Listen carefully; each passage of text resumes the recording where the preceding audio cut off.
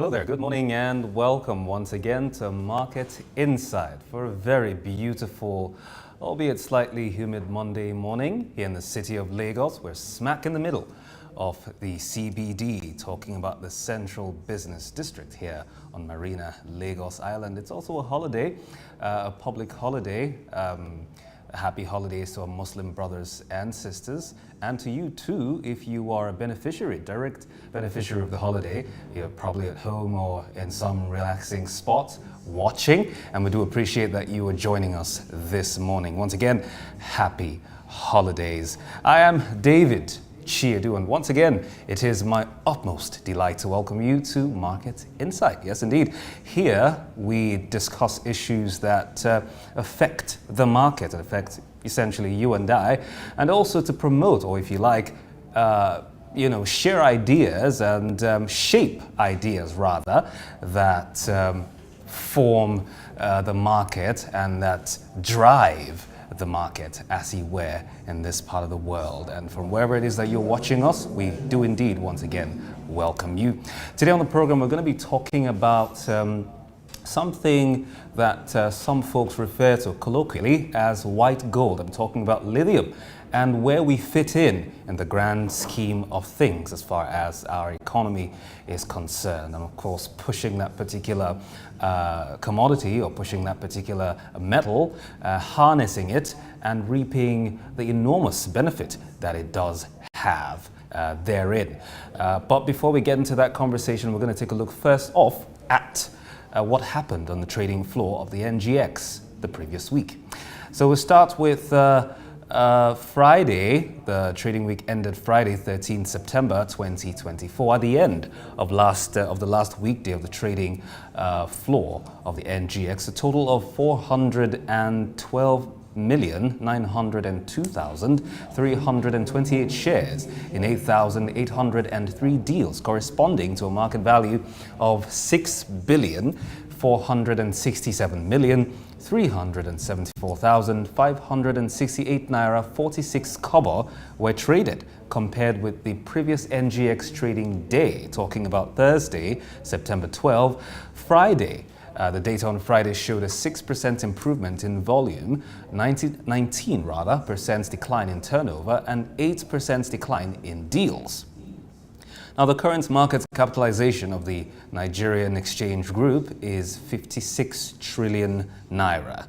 In the aggregate, 119 NGX-listed equities participated in trading, ending with 33 gainers and 20 losers. Flour Mills, Nigeria, led the gainers with 9.99% share price appreciating 9.99% share price appreciation, closing at 54 naira 50 kobo per share, followed by Caverton Offshore Support Group going up a positive 9.96%. EcoBank Transnational went up a positive 9.95%, and RT Briscoe went up 9.94% as well.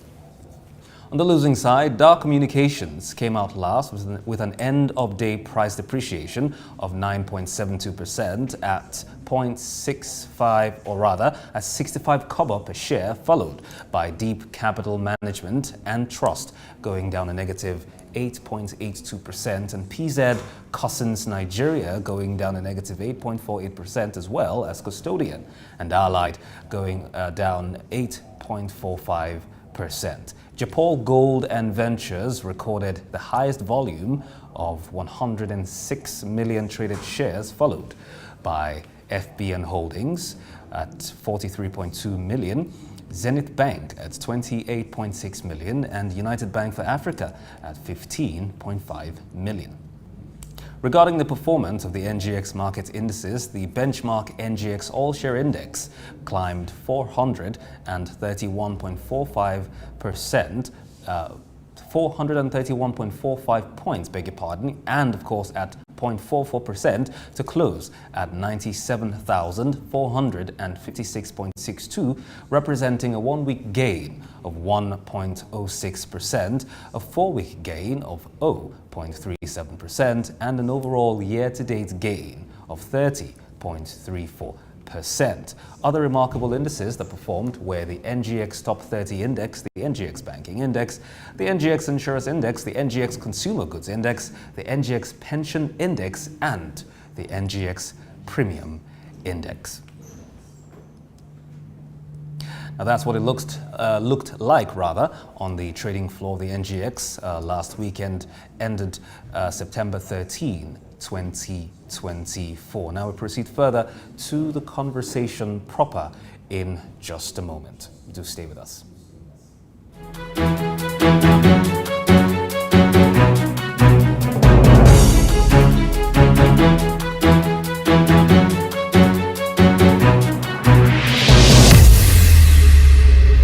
Still Market Insight. Now, as I mentioned earlier, we are talking about this particular metal that seems to be gaining momentum in the global market. Essentially, we're talking about how to harness its potential therein to unlock economic benefits here in this part of the world. Now, lithium, as I mentioned, also the white gold of the millennium, the 21st century, that is, as it's known colloquially, has become a critical component in the transition to renewable energy globally. Now, this particular metal is a core material in battery manufacturing for electric vehicles, smartphones, renewable energy storage systems, and of course, other battery storage systems. Now, with the ongoing promotion of several actions against climate change, the world is shifting towards greener technologies. Now, you may be aware that countries rich in lithium resources have seen significant economic benefits in terms of economic growth and technological advancement. Now, there is enormous potential in lithium ore mining, and it also has been said that Nigeria can leverage this particular field to rake in multi-billion-dollar revenue to create jobs and also to improve living conditions, just as some major players like Chile, Australia, Argentina, and Bolivia are currently doing. Now, the question you might want to ask is, how exactly can we get in on the action? Very good question. We'll discuss this and more in the conversation this morning. We're being joined by Mr. Olabode Sowunmi. He's an energy sector expert and the former Senior Legislative Aide to the Senate President. Good morning, Mr. Sowunmi. Can you hear me? I hear you loud and clear. It's lovely to have you join us this morning on the program. Now, as I enumerated not long ago, the likes of Chile, Australia and co. are major players globally as far as lithium is concerned, and also by extension the future of energy, as it were. Now, even on the continental front, you have the likes of Zimbabwe, the likes of Congo, that's the Republic of Congo, Namibia and co. also pulling their weight as far as this particular metal is concerned. Now, down here in Nigeria, we also have a few deposits, cutting across the southwest, crossing the south and up north, in the northeast, that is. We have states like Ekiti, Kwara, Kogi, Nasarawa, Cross River, as you were, having some deposits, in this regard. Now, let me ask you, we're going to start this way. What are your thoughts, first of all, on our prospect of becoming major players in lithium mining, first of all, and how can we position ourselves to take advantage of the growing demand of this particular metal? Okay, thank you. It was a pleasure to be with you once again. I think, first of all, it's important to situate the metal as a business proposition, because it is when you do business that you can make profit. Many people, it's just like we have crude oil. We do have crude oil to a significant amount, but we may not necessarily have made the kind of profit that we want to make. Norway has significantly less crude oil than we do, but they've made maybe 100 times more profit from it. So when you talk about a commodity or an element, in which case, this is lithium, it is important to first of all note that extracting it and people using it is based on the industry that it works in, and that industry believes is valuable. But it is not the raw commodity that will bring the kind of value that we want. It is in the supply to the battery manufacturers that will bring. We are still talking about the lithium market and what it does mean for us here in this part of the world, and how we can become part of those who are making waves regarding this particular element, or this particular metal, if you like, across the globe. We're still being joined by Mr. Olabode Sowunmi. He is an energy expert and he's still with us. Thank you for sticking around. You were giving us your thoughts earlier with regards to our prospect where lithium and its attending market, as it were, is concerned. Okay, so basically what I was saying is that just like crude oil, we have a significant amount of it, but we're not necessarily maximizing benefits from it. So for lithium to have the kind of benefit that we want, we need to process it and go beyond just the mining and the extraction. So an example is cocoa. The same cocoa, which probably sells at $2,000 per ton, when it gets into the chocolate market, that $2,000 per ton, a ton of chocolate will probably cost $200,000 because of the amount of chocolate. The difference is that the cocoa was processed into chocolate, while the raw cocoa from the market was not. Another perspective is water around the community. So if you have a community that has a river around it, and another community that has no river, but they have pipe-borne water, the water that you can collect from the river will not be half as valuable as the pipe-borne water that comes from the pipe, that comes from that comes from the water board.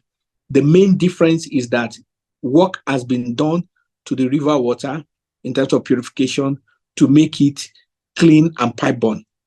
So in the same vein, for lithium to add the kind of value with respect to the expectations that we're looking at, it must go through a coordinated manufacturing process. Hello, can you hear me? Yes, we can hear you, Mr. Sowunmi. We can hear you. Please go on. Yes, it must go to a coordinated manufacturing process. Then it must be processed for value and then sold directly to those who are making the batteries. If we are just going to export the raw material, there's going to be there will be some money, but it will be very, very minimal in terms of what is possible. So if you look at it this way, a kilogram of iron probably costs like $100. But that kilogram of iron, if you turn it into fine wire that is used to make... Mr. Sowunmi, please go on. Yes, please go on. We can hear you. Yeah. So that kilogram of iron can be turned into $1 million.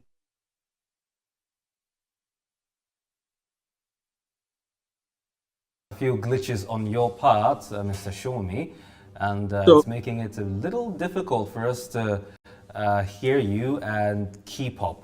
But of course, we will wait for your return. We're still talking about the lithium market here in this part of the world. We're talking about unlocking Nigeria's potential in the lithium market. It is indeed a very, very, a very valuable piece of element right now, as far as minerals across the globe is concerned, and major players have already jumped on it and have in fact harnessed its potential and still are harnessing its potential. So we're talking about how we can continue. Mr. Sowunmi, yes, you were talking about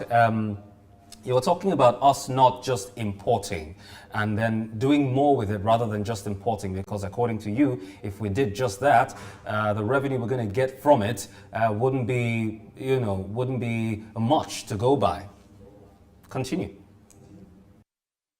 Yes, since we have the product. So if we were to not add value to it before exporting, the value we will get from it will not match the expectation of the material being white gold, the way you described it. So for it to match that expectations in terms of revenue, we have to go through the whole value chain, process it, make it ready, and make it ready for use. It is that process of the value chain, setting up infrastructure for that value chain process, that makes it valuable. That's what makes it valuable. Now you've talked about that, us creating value. The pertinent question here would then be how exactly? Because I mean, I've heard from a few stakeholders talking about us, manufacturing batteries here from our lithium deposits, however little they may be, doing so because we can't exactly as yet fix our power issues. And so, that particular campaign, quote unquote, has been growing over the years to say, okay, you know what, let's do this so that both, domestically and industrially, we can harness lithium inward, or internally, as the case may be, as opposed to just, exporting. But my own concern here is wouldn't doing that be cost intensive and all the other things involved? But this is where you come in. So it's a business. Every business has entry barrier. So for example, let's say I want to set up a TV station and I don't want to buy a transformer, I don't want to buy a transmitter, I don't want to buy cameras for the work because I believe that video cameras are expensive. You are likely to ask that, is this guy serious or is just talking? So the point is, the cost is another issue, which you come to at the point when you are setting up the business and doing the value chain. But the fact of the matter is that for you to maximize value out of it, you must set up the value chain. It's like somebody who wants to be an engineer, but he doesn't want to go through the rigors of going through the university. You will ask the person, is this person really serious about what he's talking about? Because for you to achieve certain things, you have to go through certain pains. So it's like a woman who wants to give birth to a child, but she doesn't want to go through labor pains. You are likely to ask that, is this one just wishy-washy? So when you talk about all these things, when you talk about the circumstances for us to maximize value from lithium, there are things that must be in place, and those things must be in place. It's non-negotiable if what we want is the kind of value that you're talking about. That would be my submission on the matter.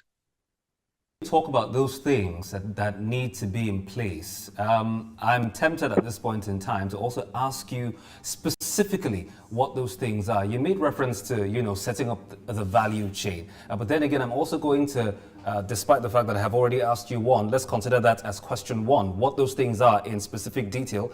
That's one. Two, again, feasibility as far as that's concerned. Do we have the environment for this? As far as the market therein is concerned. Now, this is me asking this question from the standpoint of a layman or a lay Nigerian, as the case may be. I'm not an expert in the field. So I think the first private TV station was Clapperboard Television, which later metamorphosized to Channels TV. If you asked Jomomo at that time whether the environment was ripe for private TV station, you could get yes, it was ripe, or no, it was not ripe. Depending on who you ask, there is no ideal market for a business. The only thing that is ideal for you to go into a business is there's a need. What entrepreneurs do, and that's why they talk about the entrepreneurial spirit, what entrepreneurs do is to overcome the challenges of the environment and make do with business. If government policy is not working well for you, you lobby, you do the things you need to do to make sure government policy works for you. If people are not being able to afford it, you renew your business plan, you make things maybe cheaper, or you give them extra. You think about options. That is the job of a business person. A business person does not wait for the perfect environment. Unfortunately, because most of what we know in Nigeria is trading, people buying and selling. Once they have any difficulty, they say that the environment is not good and all that. That's not the way business works anywhere in the world. Business people meet challenges. Business people meet difficulties. If business people were not meeting challenges and meeting difficulties, everybody will be a successful businessman. So it is irrelevant as far as the business aspect is concerned if the environment is friendly. What is important is that, is there a need for it? Are there people capable of buying it? That is what determines in very clear terms the business profile for the business in this case. So let's also refer back to the first question where I asked for specifics. You talked about doing certain things or putting certain things in place to make us to make our environment viable, as you were. So again, as I asked, what are those things? If you can walk us through them fundamentally, like you're talking to, an elementary trainee student, as you were, with regards to what these things are. So I'll just talk about sections, not necessarily details. So you need to mine it. So there must be a mine, and you should work with miners who have good records with respect to safety, because one of the places that where people lose lives a lot is in mining, and that has been like that over the centuries. So there needs to be a mining company that has both the money, who will partner with you, and who has a record for safety. So certain nations where they don't have human rights laws and all that, you may want to avoid them. And there are some people who have better records. So that's the first thing. Now, when the product comes out, their own argument will be to export immediately, because that way they don't need to invest or be part of any further process value. And like I said before, there must be additional value for it to meet the kind of returns that we are looking at. So what now needs to happen after that?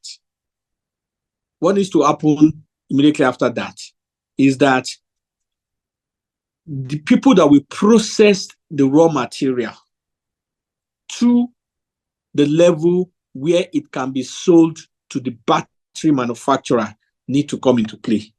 So what I've called as one process, maybe up to 5, maybe up to 10, depending on the number of circumstances you get. But that process of adding value needs to be set up, put into place, and then when the finished product comes out, you can now create a marketing value chain where you sell to battery manufacturers all over the world, or even create your own battery manufacturing plant and begin to sell batteries to iPhone companies, to Samsung, to car manufacturing companies, and all that and all that.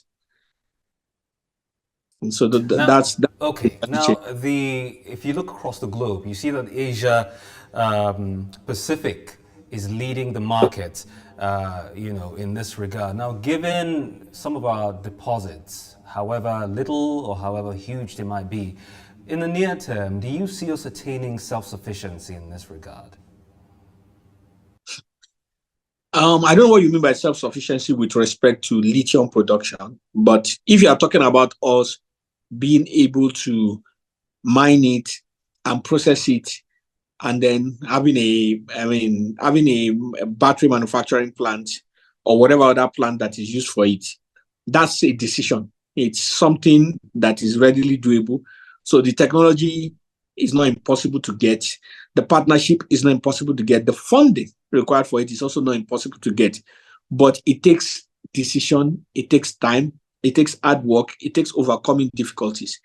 In the same vein that we talk about the challenges of the environment, the kind of money that you need for this kind of process is not the kind of money that is in anybody's back pocket or in their account.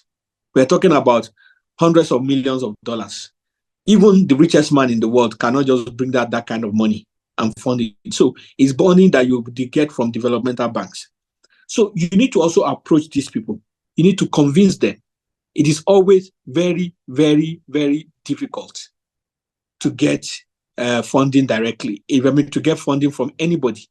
So those are also part of the challenges of it. So anybody that is expecting it to be a walk in the park, where you just want to add this value and then these things will be in place, you just talk to this company and 2 weeks later, they have started bringing all their Caterpillar and earth moving machines and they have started pumping money. Things don't work like that.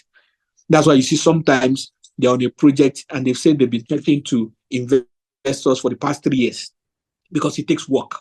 You also have to have things in place. So the process of how it works is what I'm trying to explain.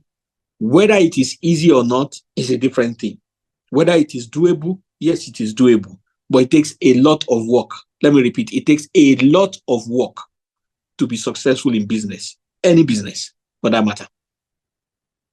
Interesting stuff. Very, very interesting submissions. We're going to continue this conversation in a very short while, but of course, I'm going to refer you back to what you mentioned earlier, the example, or if you like, the allegory you cited earlier, using one of the first, private TV stations established in these parts, talking about clapperboard. You took my memory, many, many years back to some of the finest entertainment that they gave us. But essentially, the lesson from there is that the likes of Channels Television and the likes, and the others rather, who came on stream later on, may not have seen the potential therein by just considering the fact that the guys at the time were doing excellent work because they looked at what was needed, they saw and identified a need, and then proceeded with establishing themselves in the self-same market where some perhaps had looked at before then and didn't quite see anything quote unquote promising, as it were. We're going to continue this particular conversation this time around. We're going to pivot to the part of the authorities and what they have been doing, or maybe not. We'll talk about it very shortly. Stay with us.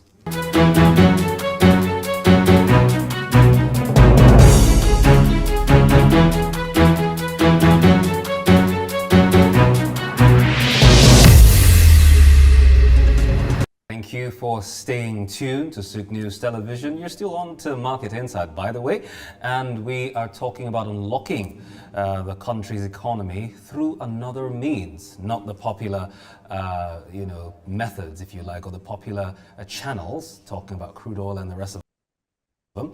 We're talking lithium in this case, and how we can maximize our potential in that regard. Talking to us so far has been Mr.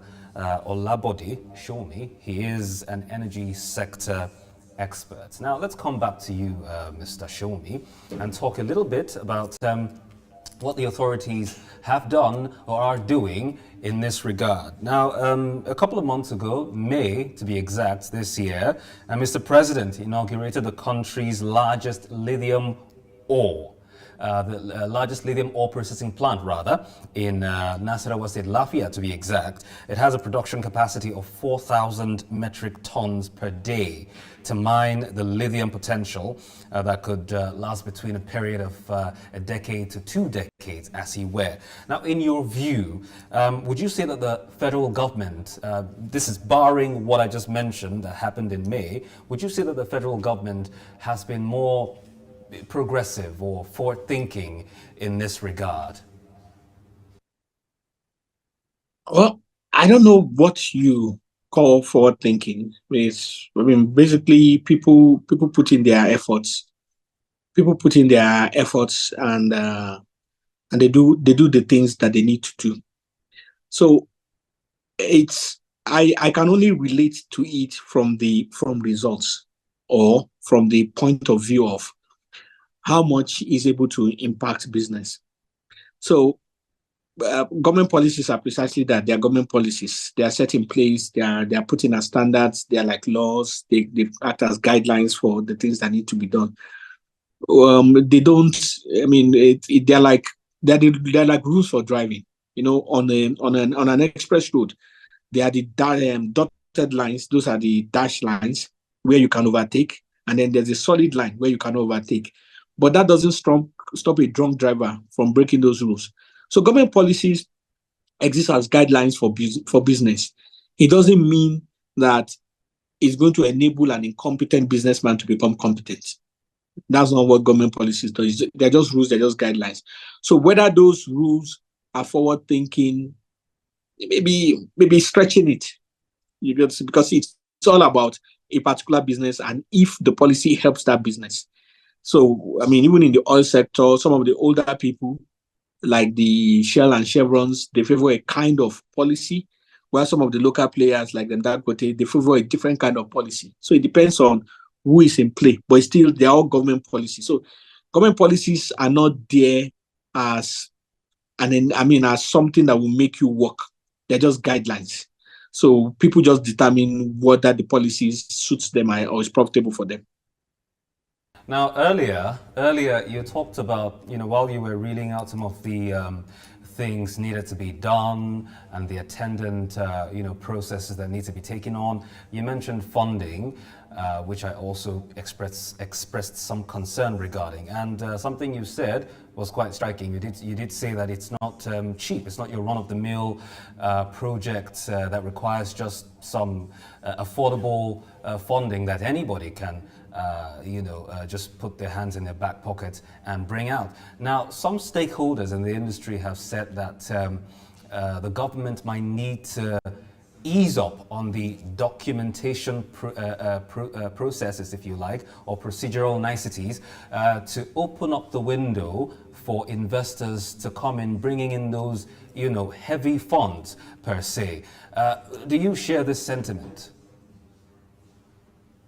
Well, so when it comes to processes, that's about bureaucracy.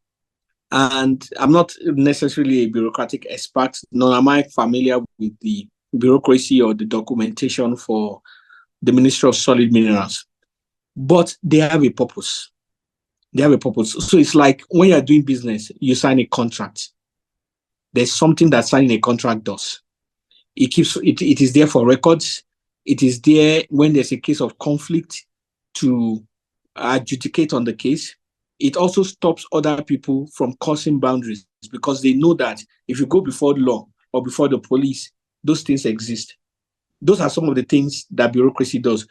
Even if they were to cut the red tape, that means to eliminate parts that are not necessary. There are some parts of the bureaucracy that are not just important, they are necessary for business to work well.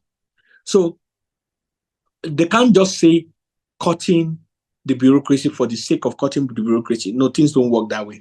It must be if there are multiple processes that don't coordinate each other, or if there are unnecessary processes in there, we can talk about eliminating those processes. But you can't just talk about we can't just talk about eliminating issues. We just can't talk about it. Eliminating bureaucratic processes just for the sake of it. We can't talk like that. That would be my own submission.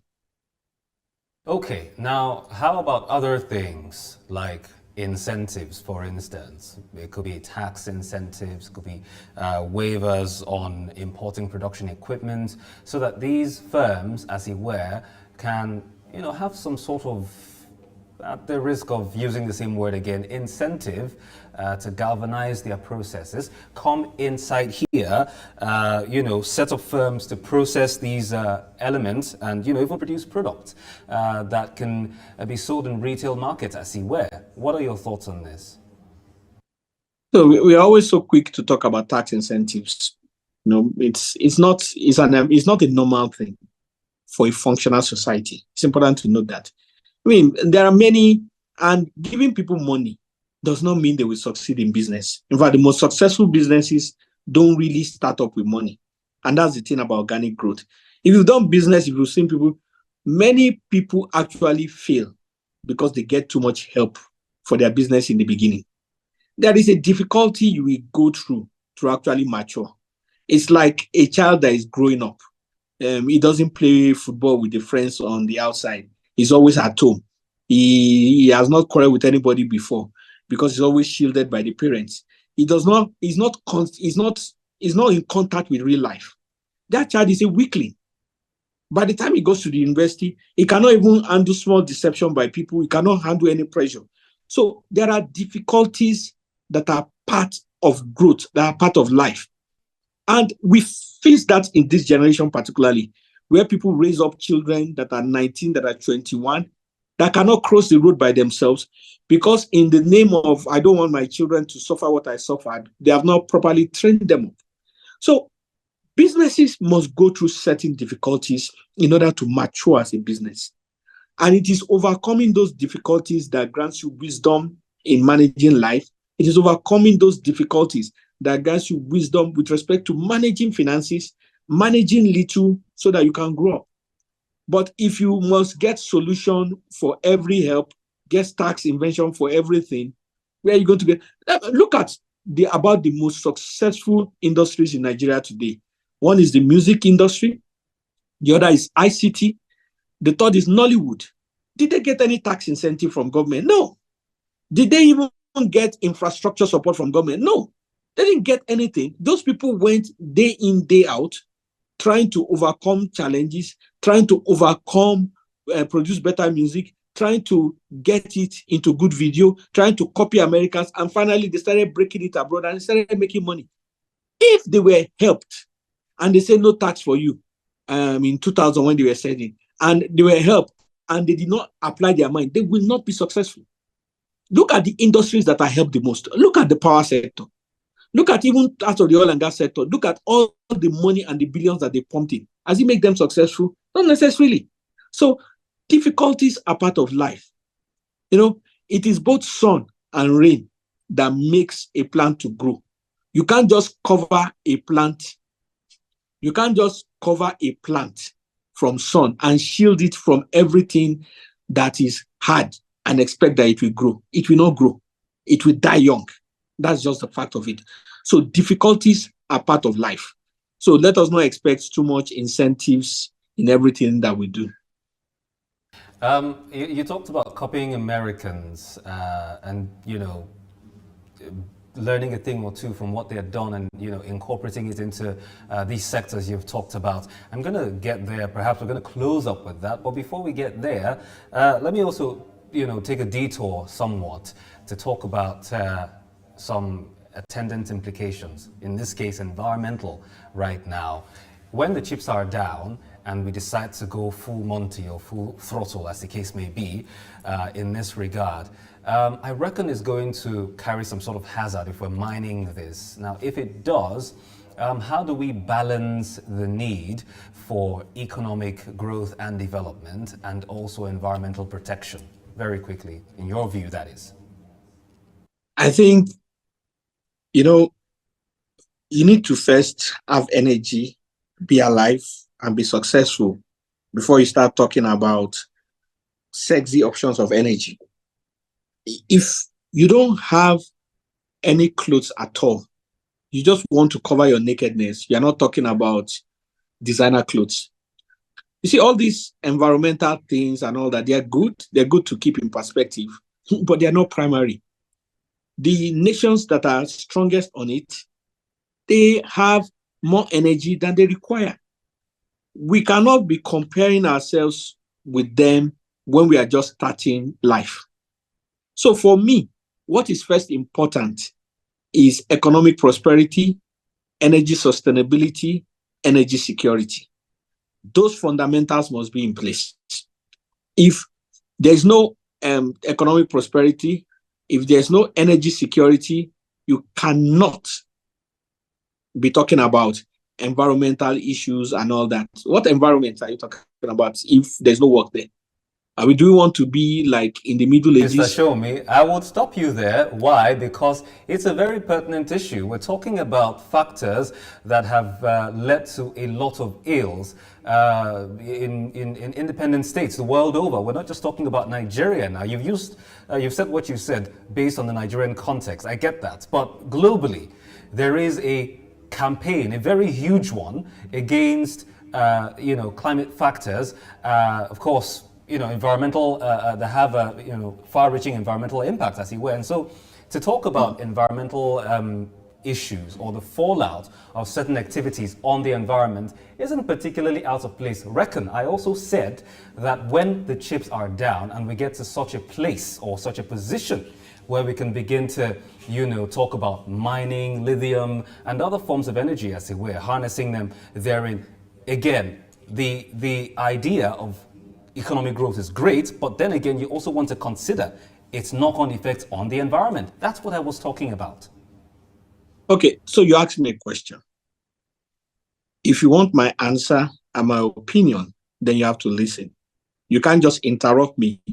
You can't just interrupt me because you are not satisfied with the answer that I'm giving. What I'm said, and I'll still emphasize, is that there is the science of the environment. So let me put it this way. There is the science of environmental sustainability, and then there's the politics of it. A lot of time, what you see on the news is the politics, is the exaggeration, like the world will just end next tomorrow. And I am saying that as a country, before we start getting mixed up in the politics of it, we need to first find ourselves industrialized. So at the moment, we need to mine, explore, drill, whatever we need to do. And when we are developed and in economic prosperity, we can now start to be looking at environmental issues. As at today, Africa contributes less than 5% of global energy pollution. And if you remove the mines from South Africa, Africa contributes less than 3%. So we are not really the cause of global damage. So what I'm saying is that rather than get into the mix, just because the whole world is getting into the mix, let us first hold ourselves, become prosperous, then we can now start to do the politics and all those other nice things. But our fundamental prosperity and development must not be at the expense of looking nice to the rest of the world. That is my view on that. Okay, fair enough. But essentially, we both agree on more or less a point or two, because I did say that we're going to get there first before we start to think about, doing the fancy things, as the case may be, but still considering environmental issues. That said, let's close this way. Like I was going to go on this particular direction, as you mentioned, using drawing some lessons, if you like, from the likes of the USA and some other countries to better our lot in the sectors which you mentioned, particularly the entertainment sector.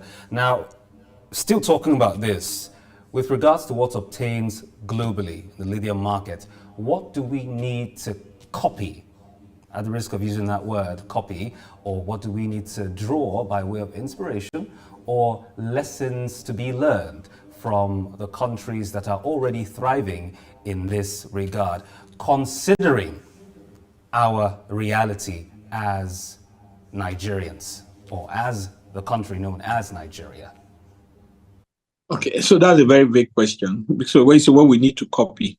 I mean, it's like saying, what are we not getting right? There are probably 1,000 things that we may not be getting right. So I'm not sure how to answer that. But the bottom line is that we need to do the things that we need to do that will bring us progress, which means that we need to put our foot on the ground and make sure that we get players in place and we start mining, and we don't spend all the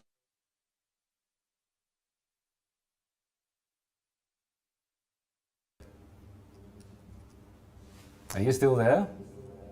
Yes, I'm here. Can you hear me? Hear you now. Please go on. So we need to add value to whatever is mined. We need to set up a business distribution framework that will export the mined product to battery manufacturers the world over. And we need to set up battery manufacturing concerns and plants for ourselves, so that we can also, rather than exporting alone, we can also make use of our batteries that we use for our own products. So those are the things that we need to do. If we need to copy that, let's copy that. But what needs to be done is what needs to be done. What needs to be done is what needs to be done. On that note, we are going to call time on the program this morning. But I want to say thank you for joining us on the program this morning, Mr. Sowunmi. Olabode Sowunmi is an energy expert and also a former, beg your pardon, he is a former Senior Legislative Aide to the Senate President. Many thanks again for joining us on the program this morning. Looking forward to having more conversations such as this, of course, as it does relate to the energy sector in this part of the world. Again, many thanks for being a part of the program. That's Market Insights. Today, we have been talking about how Nigeria can become a major player in the lithium market, which is, or which has colloquially been referred to as white gold, packing a lot of potential, that one, and you wonder whether or not we will get to a point where the likes of Australia, the likes of Chile, Bolivia, Argentina, and the other countries the world over who have made this part of the mainstay of resources that give them that help rake in billions and billions of dollars in revenue, as you were. You wonder whether or not we can be part of those people. Well, time will tell, as our guest, Mr. Sowunmi, has opined. There's certain processes and systems that need to be put in place. Essentially, the supply, the value chain, beg your pardon, needing to be set up first, amongst other things that he mentioned that we can do that would help us, be better positioned to maximize the benefit therein in this particular precious metal. That's Market Insight this morning. Very many thanks for joining us on the program. Until next time tomorrow, that will be. Of course, that's when the official working week starts. Hopefully you get back to work on a good note. We will bring you another edition of Market Insight. But until then, do have a fantastic rest of the day. Stay very close to your mobile devices and your TV set, glued to Souk News Television Lagos. I am David Chiedu. Have a good day.